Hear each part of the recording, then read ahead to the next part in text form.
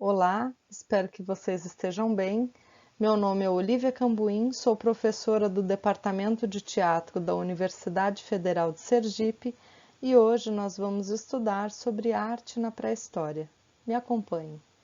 Nessa imagem que eu retirei da internet, nós podemos visualizar o desenvolvimento do ser humano até chegarmos à forma moderna de Homo sapiens sapiens. Aliás, esse termo, Homo sapiens, é um termo derivado do latim, que significa homem sábio. Evidentemente, homem aqui no sentido amplo de pessoa, ou seja, homens sábios e mulheres sábias. A nossa espécie, de acordo com estudos arqueológicos, surgiu provavelmente no continente africano, há cerca de 350 mil anos. Hoje somos mais de 7 bilhões de seres humanos espalhados pelo mundo. Partindo da ideia de evolução da espécie, antes do Homo sapiens sapiens, podemos dividir os hominídeos, isto é, nossos ancestrais extintos, nos seguintes grupos: Australopithecus, Homo habilis, Homo erectus, Homo sapiens pré-neandertais, Homo sapiens neandertais e, finalmente, chegarmos no Homo sapiens sapiens. Nós podemos dividir a pré-história em três principais períodos: Paleolítico, Neolítico e Idade dos Metais. O Paleolítico, ou Idade da Pedra Lascada, aconteceu desde o surgimento dos seres humanos até cerca de 12 mil anos atrás.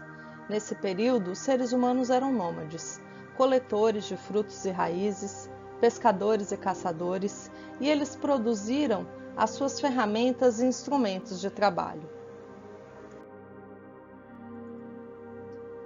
As primeiras manifestações artísticas que temos conhecimento são do período paleolítico, as pinturas rupestres. Nessas pinturas e desenhos, elaboradas em cavernas de difícil acesso, encontramos registros de cenas de caça, animais e pessoas. A principal característica dessas obras é o naturalismo, uma vez que esses artistas, possivelmente caçadores, reproduziam cenas da natureza tal qual seus olhares percebiam. Nessa imagem, nós temos duas fotografias de Lascaux, na França, uma das principais cavernas do período paleolítico. Lascaux é, na verdade, um complexo paleolítico de cavernas no sudoeste da França. Eu convido vocês, no final desta videoaula, a fazerem uma visita virtual ao site de Lascaux. As mãos em negativo são as primeiras expressões artísticas dos nossos ancestrais no período paleolítico. Provavelmente, somente depois que eles dominaram a técnica das mãos em negativo, é que eles começaram a desenhar e pintar animais e pessoas nas paredes das cavernas.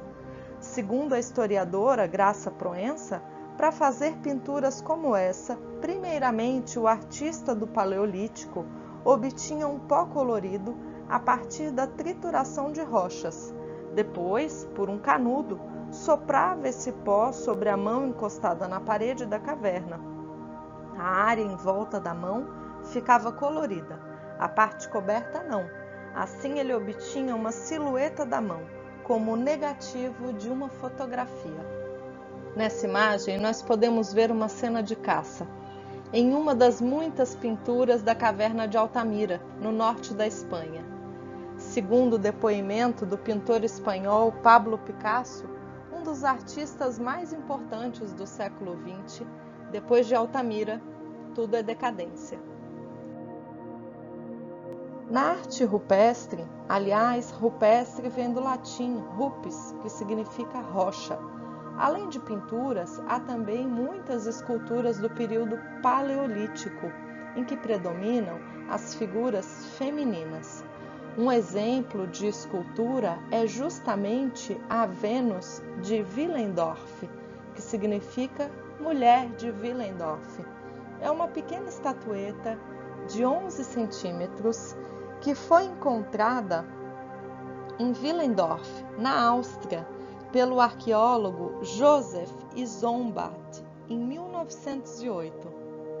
Essa escultura, elaborada há aproximadamente 24 mil anos atrás, ela hoje está no Museu de História Natural em Viena.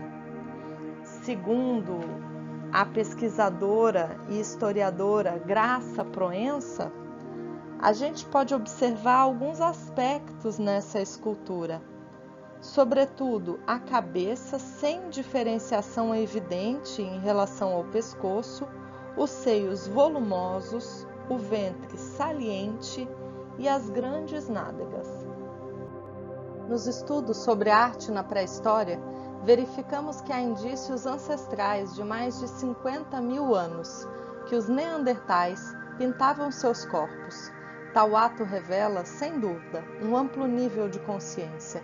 Além disso, como exposto em janeiro de 2020, em uma das exposições do Museu de Ciências na Cidade das Artes e das Ciências, em Valência, na Espanha, automaquiar-se é um ato social muito complexo, pois não tem uma utilidade direta. Nos maquiamos porque queremos que os demais nos vejam transformados. O Neolítico, ou Idade da Pedra Polida, ocorreu de 12.000 até 6.000 anos atrás, sendo que o tempo de cada período varia de acordo com cada local. Durante o Neolítico, a agricultura e a domesticação animal tornaram-se práticas usuais entre os grupos humanos. Ocorreram formações de núcleos familiares e de aglomerados populacionais e, consequentemente, a divisão do trabalho. Nesse período, no Neolítico, desenvolveram-se técnicas de tecelagem e cerâmica, entre tantas outras. Segundo Ernest Hans Gombrich, autor do livro A História da Arte, publicado pela LCT, a história da arte em seu todo não é uma história de progresso na proficiência técnica, mas uma história de ideias, concepções e necessidades em permanente evolução. Nas obras de arte do período neolítico, percebemos a preocupação com o movimento. A temática, neste período, certamente são as atividades do cotidiano e coletivas. De acordo com a pesquisadora Graça Proença, autora do livro História da Arte, editado pela Ática, o estilo naturalista do Paleolítico foi substituído no período Neolítico por um estilo mais simples e geométrico, com sinais e figuras que mais sugerem do que reproduzem os seres. Ainda de acordo com essa autora, nessas pinturas do Neolítico, que, em vez de uma representação que busca imitar a natureza, temos figuras com poucos traços e poucas cores. As formas são apenas sugeridas. Nessas imagens, disponíveis no site da Unesco, podemos visualizar fotografias feitas em Tassili e Níger, na Argélia, na região do Saara. É um dos locais mais importantes de arte rupestre pré-histórica do mundo, pois possui mais de 15.000 desenhos e gravuras que registram questões climáticas, animais e a vida humana. A paisagem local, devido suas formações geológicas, é conhecida como Floresta de Rochas. Nessas imagens, encontradas na internet, podemos ver o monumento de Stonehenge, em Salisbury, no Reino Unido. O monumento foi construído certamente há cerca de 3.000 anos atrás. É o vestígio mais bem preservado do período neolítico. O local, além de ter servido como cemitério, foi possivelmente um calendário solar ou até mesmo um templo religioso. Stonehenge é uma estrutura composta por círculos concêntricos de pedra, que chegam a ter 5 metros de altura e pesar quase 50 toneladas.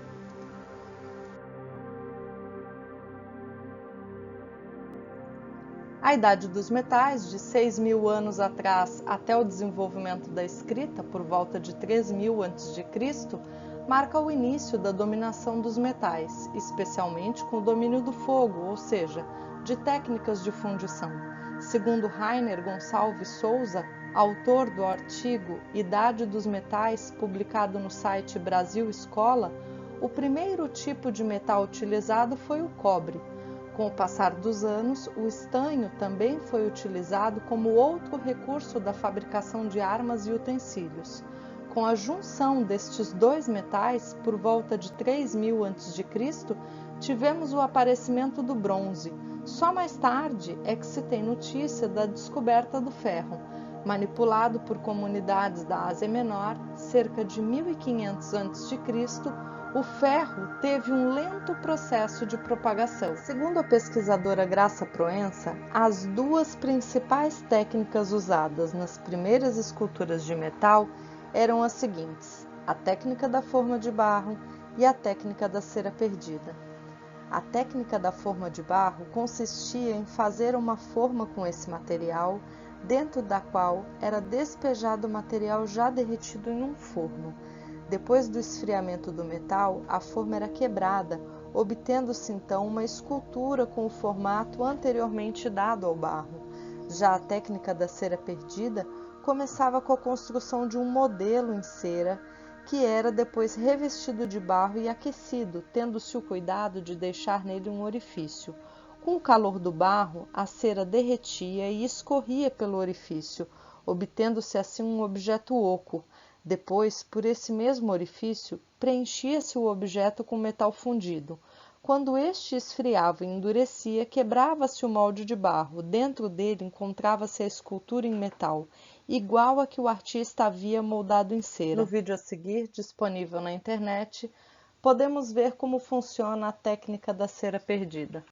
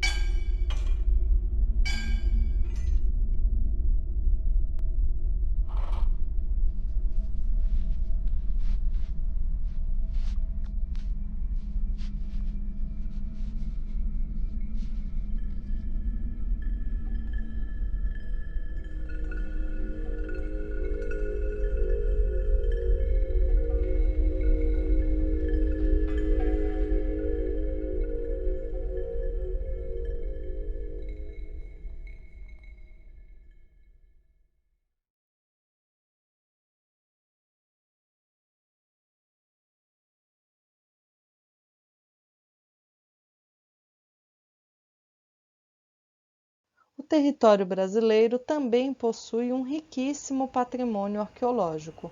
Alguns dos principais sítios arqueológicos brasileiros são Parque Nacional da Serra da Capivara, em São Raimundo Nonato, no Piauí, Parque Nacional do Catimbau, em Pernambuco, Parque Arqueológico do Solstício, no Amapá, Parque Arqueológico Pedra Pintada, em Roraima, Sítio Arqueológico São João Batista, no Rio Grande do Sul, Sítio Arqueológico do Lajeado de Soledad, no Rio Grande do Norte, Lapa da Serra Grande, em Matozinhos, Minas Gerais, Ilha do Campeche, em Florianópolis, Santa Catarina.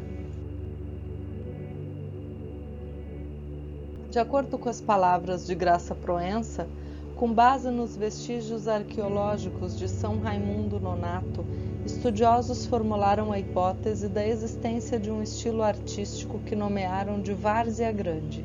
Este estilo tem como características a utilização preferencial da cor vermelha, o predomínio dos motivos naturalistas, a representação de figuras antropomorfas e zoomorfas, com o corpo totalmente preenchido e os membros desenhados com traços, e a abundância de representações animais e humanas de perfil. Vocês conhecem o Museu de Arqueologia de Xingó, o MAX, em Canindé de São Francisco? Este museu fica a 196 quilômetros de Aracaju. Ele é o resultado do salvamento arqueológico realizado pela Universidade Federal de Sergipe de 1988 a 1997 e guarda achados de escavações feitas antes da inundação da hidrelétrica de Xingó, em 1994. Há algo de primitivo em nós? A partir deste questionamento, Gombrich faz a seguinte provocação. Suponha-se que recortamos um retrato do nosso campeão favorito no jornal de hoje. Sentiríamos prazer em apanhar uma agulha e lhe picotar os olhos? Isso nos seria tão indiferente quanto se os furos tivessem sido feitos em qualquer outra parte do jornal? Penso que não. Embora saiba, com os meus pensamentos despertos, que o que eu fizer ao seu retrato não fará diferença alguma ao meu amigo, o herói, sinto, não obstante, uma vaga relutância em causar danos à sua imagem. Subsiste, algures, a sensação absurda de que o que se fizer ao retrato é infligido à pessoa que ele representa.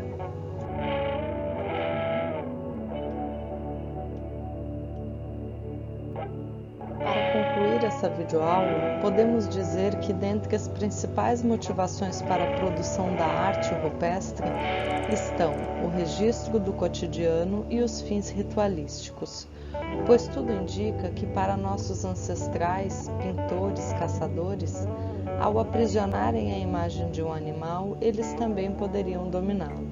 Além disso, constatamos que no Brasil nossas origens, inclusive nossa manifestação artística, é muito anterior à colonização no século XVI d.C.